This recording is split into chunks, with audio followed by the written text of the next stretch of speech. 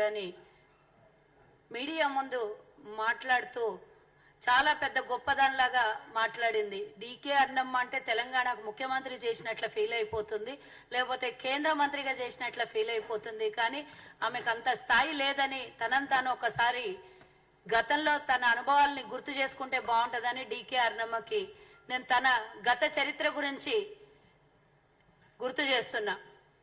రేవంత్ రెడ్డి గారి గురించి అనుచిత వ్యాఖ్యలు చేసేటప్పుడు రేవంత్ రెడ్డి గారు నిన్నేమన్నారు? నువ్వు గతంలో రేవంత్ రెడ్డి గారికి ఎన్నెన్ని మాటలు మాట్లాడినావో పాలమూరు ప్రజలకు గాని తెలంగాణ ప్రజలకు తెలియదా? అయినా గాని విజ్ఞతతో ఒక మహిళగా నిన్నెవరు కూడా ఏం అనలేదు అన్నాడు.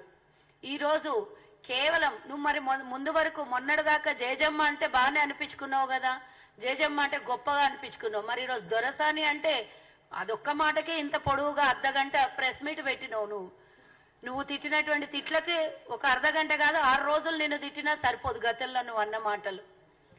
అసలు తెలంగాణలో మనం కేసీఆర్ కుటుంబాన్ని దొరలు అంటాం, వాళ్ళ ఇంట్లో ఉన్న మనుషుల్ని మహిళల్ని దొరసానిలు అంటాం.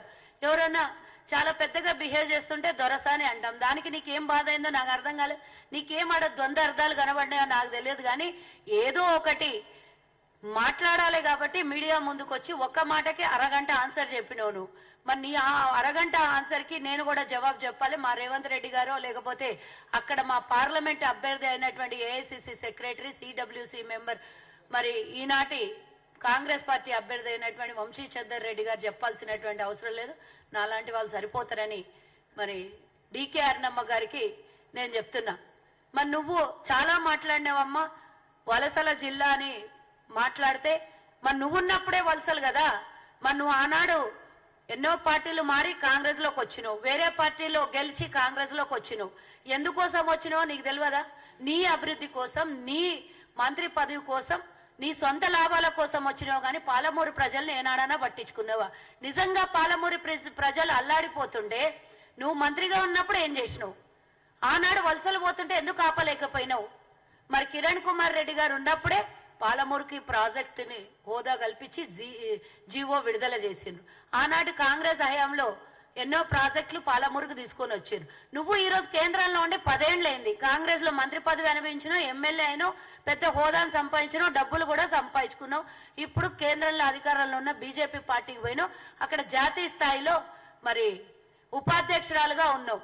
నిన్న ఆమె మాట్లాడుతూ అన్నది రేవంత్ రెడ్డికి గీ మాత్రం తెలియదా నేను పార్టీకి ఉపాధ్యక్షురాలు గాని నేను పార్టీకి ఏమన్నా ప్రభుత్వంలో నేనేమన్నా ఉన్నానా అంట. మరి ప్రభుత్వంలో ఉండడం వేరే, పార్టీ వేరే నాకు తెలియదు. ఈరోజు బీజేపీ పార్టీ కేంద్ర ప్రభుత్వాన్ని విడదీసి నువ్వు మాట్లాడితే అసలు జాతీయ హోదాకి నీకు ఉన్నటువంటి విలువకి నాకేందో తెలియదు. మేము కూడా కాంగ్రెస్ పార్టీలో పదవులు అనుభవిస్తున్నాం. ఈ రోజు ప్రభుత్వం అధికారంలో ఉన్నదంటే డెఫినెట్ గా మా వంతుగా మేము ప్రభుత్వంలో ఉంది కాబట్టి మా బాధ్యతని మేము ప్రజలకు అందిస్తాం, మా బాధ్యతల్ని నిర్వర్తిస్తాం. మరి నువ్వు ఈ రోజు జాతీయ ఉపాధ్యక్షురాలుగా ఉండి నేనేం చేస్తా, నేనేడికెళ్ళి తెస్తా అంటే మరి నీకు టికెట్ ఎందుకు?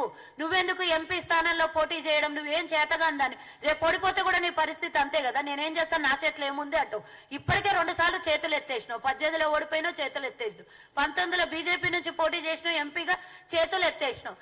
కానీ సోయిలేని మాటలు మాట్లాడి కాంగ్రెస్ పార్టీని నిందించాలి.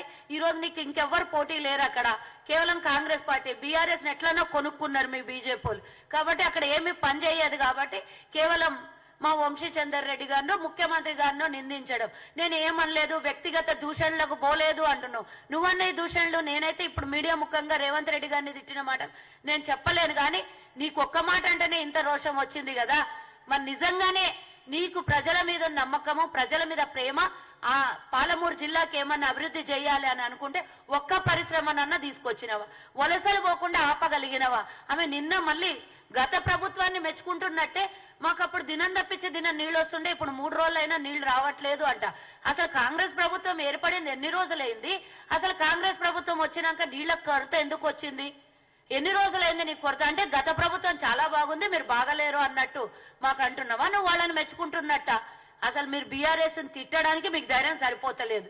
ఈ రోజు కాంగ్రెస్ ని తట్టుకునే పరిస్థితిలో మీ కేంద్రంలో మీరు లేరు, ఈ రాష్ట్రంలో మీ నాయకులు ఎవ్వరు కూడా లేరు. ఓడిపోతావనే భయంతో నీ దగ్గర ఉన్నటువంటి వాళ్ళందరూ, బీజేపీలో ఉన్నటువంటి వాళ్ళందరూ పక్క పార్టీలకు మా కాంగ్రెస్ లోకి వస్తున్నారు. నీకు అసలు అక్కడ స్థానం లేదు.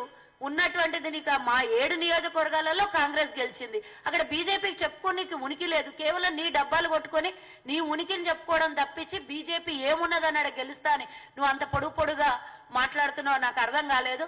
గతంలో మంత్రిగా ఉన్నప్పుడు కల్తీ కళ్ళు అమ్మినటువంటి చరిత్ర నీది. ఇక కాంగ్రెస్ గురించి మాట్లాడుతావు. ఈ డబ్బంతా ఏడు నుంచి వచ్చింది? గిట్ల చేసే మంది ఆరోగ్యాలు పాడు చేసి అక్కడ ఉన్నటువంటి ప్రజల ఆరోగ్యాల్ని పాడు చేసి డబ్బు బాగా కూడబెట్టుకున్నావు.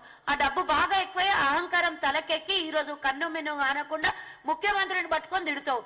నేను ఊరుకోను, నేను పెద్ద మాటలు ఏవేవో మాట్లాడిందామే. నేను గనక నన్ను రెచ్చగొడితే నేను ఊరుకోను. రెచ్చగొడితే ఏం చేస్తావు? రెచ్చగొడితే ఓడిపోతావు. అంతకు మించి నీకు అయ్యేది ఏంటిది? ఇప్పుడు కాంగ్రెస్ దాడిని తట్టుకోలేక విమర్శిస్తున్నావు. బీజేపీ నీ మాట ఎన్నడన్నా అన్నవా? నువ్వు ఎన్నడన్నా కొట్లాడినవా? జాతీయ హోదా దేవాలని 10 ఏళ్ల నుంచి కేంద్రంలో అధికారంలో ఉన్నావు. నువ్వు 2019లో బీజేపీలోకి పోయినావు. అప్పటి నుంచి ఇప్పటి వరకు 5 ఏళ్ల నుంచి నువ్వు పాలమూరు రంగారెడ్డి జిల్లాకి జాతీయ హోదా కల్పించడానికి నీ పాత్ర ఎంత? అట్లా అంటే నేనేమన్నా అధికారంలో ఉన్నానా అని అంటదామె. అధికారంలో లేనప్పుడు నువ్వెందుకు ముచ్చట మాట్లాడాలమ్మా? మరి కాంగ్రెస్ గురించి ఎందుకు మాట్లాడుతున్నావు నువ్వు? మేమున్నామా ఇన్నేళ్లు? 10 ఏళ్లు మేము ప్రతిపక్షంలోనే ఉన్నాం కదా. ఏం చేసినావు అంటున్నావు. మేమైతే 3 ప్రాజెక్టులనే పాలమూరులో తీసుకొచ్చినావు కదా. మీ కేంద్రంలో ఉన్న వాళ్ళు ఒక్క రూపాయి అన్నను నీ బడ్జెట్ లో గాని నీ కోటాలో గాని కేంద్రం నుంచి కొట్లాడి గాని ఒక్క రూపాయి అన్న పాలమూరికి తెచ్చినావా? మరి నువ్వు ఏం పెట్టుకొని నీ ఏం మొహం పెట్టుకొని నువ్వు మాట్లాడుతున్నావు? ఏం మొహం పెట్టుకొని ప్రచారంలోకి వస్తున్నావు నువ్వు? మోదీ కంటే నిన్న ఒక పోస్టర్ చూపించామే మాట్లాడుతుంది. ఇగో వీళ్ళ ప్రధానమంత్రి అభ్యర్థి ఎవరు, వీళ్ళ ఏ ఇంటి ఏడ తిని ఏడపోయినావు? తిన్నింటి వాసాలు లెక్క పెట్టే నువ్వు ఏ ఇంట్లో తిన్నావు, ఏడపోయి మాట్లాడుతున్నావు నువ్వు? మీకు అందరికి అలవాటే కదా పక్క పార్టీలో గెలిచిన వాళ్ళనో లేకపోతే పక్క పార్టీలో నాయకులను గుంజుకునే అలవాటు మీకుంది. బీజేపీ వాళ్ళకు స్వతహాగా తయారు చేసుకునే నాయకత్వాల లక్షణాలు లేవు. ఇగో నువ్వేదో పీక్తావు పొడుస్తావు ఏమో వెలగబెడతావని నిన్ను తీసుకొని పోయి ఓసారి ఓడిపోయినావు, రెండోసారి ఓడిపోతావు, మూడోసారి నీకు బీజేపీ వాళ్ళు కనీసం దగ్గర కూడా రానియరు. ఇప్పటికే నువ్వే అంటున్నావు నేను జాతీయ పార్టీ ఉపాధ్యక్షురాలుగా ఉంటే నాకేం చేత కాలేదని చెప్తున్నావు. నువ్వు 2 సార్లు ఓడిపోతే నిన్ను దగ్గరకన్నా రానిస్తారా? ఇక వాళ్ళు ఇది తెలుసుకో. నీకు సోయి ఉన్న మాటలు మాట్లాడు, సోయి లేని మాటలు మాట్లాడితే మా ముఖ్యమంత్రి దాకా పోవడం ముందు మా దగ్గరికి రా. ఫస్ట్ ఇక్కడ కల్వ సుజాత రేపటి నుంచి మహబూబ్ నగర్ లోనే ఉంటది. నేను చెప్తా నీకు జవాబులు. వాళ్ళందరూ అవసరం లేదు. ఇక నోరు జాగ్రత్తలు పెట్టుకో. రోజు నువ్వు మాట్లాడే మాటలకు రోజు కౌంటర్లు ఇస్తాము. నువ్వేమేం చేసినావో ప్రజల ముందు తీసుకుపోతాం. మీ బీజేపీ ఏం చేసిందో కూడా చెప్పి ఎన్నికలకు రావాలి. 110 రూపాయలు పెట్టి డీజిల్ పెట్రోల్ కొనాలనా, లేకపోతే 1200 పెట్టి గ్యాస్ కొనాలనా, 6000 పెట్టి బియ్యం కొనాలనా? నిత్యావసరాల సరుకుల ధరలు ఇప్పటికే ఆకాశం కంటినాయి. మన నెత్తి మీద 1.5 లక్షల అప్పు పెట్టింది మీ కేంద్ర ప్రభుత్వము. మరి అవన్నీ మేము కట్టాలనా? ఇవన్నీ ప్రజల ముందుకు ఏం చేస్తావు? ఈ అప్పులన్నీ ఎట్లా తీరుస్తావు చెప్పి ఎన్నికలలో ఓట్లు అడగడానికి రా. లేకపోతే నాలుక జాగ్రత్తగా పెట్టుకో. రేవంత్ రెడ్డి గారిని అనే ముందు ఒక ముఖ్యమంత్రి, ఆయన హోదా నీ ముందు ఒక చిన్న పిల్లగాడు నీ ముంగల్నే ఈ రోజు ఆయన ఏ అధికారాన్ని కూడా అనుభవించకుండా ముఖ్యమంత్రి అయిపోయిండని కుళ్ళుతోని అక్కస్సుతోని తట్టుకోలేక రేవంత్ రెడ్డి గారి మీద మా నాయకుల మీద నువ్వు చాలా మాట్లాడుతున్నావు. నీకు ఇక నీ పరిస్థితి ఎంత కుళ్ళుతున్నావు నీ పరిస్థితి అంతే ఉంటది. అంతకు మించి నువ్వు ఎదిగేది అవకాశం లేదు.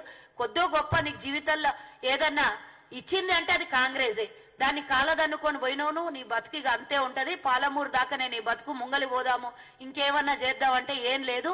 ఆలోచించుకొని మాట్లాడు. ఎన్నికలకు పోయేటప్పుడు మీ కేంద్రంలో మీరు చేసిన అభివృద్ధి ఏంది, మీరు ప్రజలకు ఏం తీసుకురాబోతున్నారు గది చెప్పి ముంగలికి రాగాని వ్యక్తిగతంగా రాహుల్ గాంధీనో లేకపోతే రేవంత్ రెడ్డి గారినో లేకపోతే మా వంశీచందర్ రెడ్డి గారినో ఎవరినన్నా అని నువ్వు ఓట్లు అడిగితే మాత్రం నీకు కొంచెం కూడా పోయినసారి వచ్చిన ఓట్లల్లో డిపాజిట్లు కూడా దక్కకుండా పోతావు.